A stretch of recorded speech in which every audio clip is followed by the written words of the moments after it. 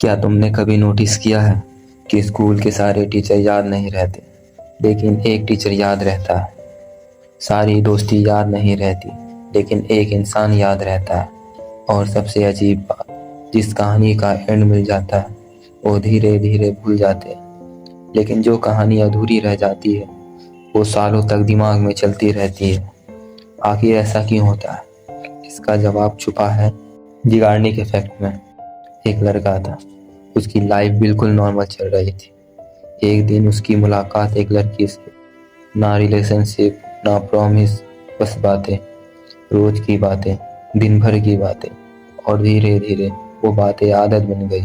اسے لگتا تھا یہ کہانی بہت لمبی چلے گی، لیکن ایک دن سب کچھ اچانک رک سا گیا۔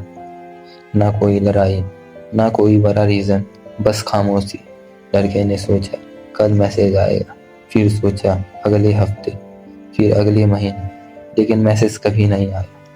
سال بیت گئے، اس نے نئے دوست بنائے، نئی یادیں بنائی، لیکن جب بھی رات کو اکیلا ہوتا اسے وہی انسان یاد آتا، وہی چیٹ، وہی آواز، وہی ادھوری کہانی۔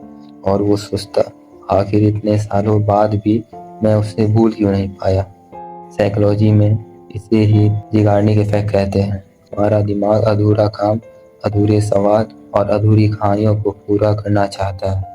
اس لیے جو چیز پوری ہو جاتی ہے دماغ اسے فائل کر کے رکھ دیتا ہے، لیکن جو ادھوری رہ جاتی ہے وہ بار بار یاد آتی رہتی ہے۔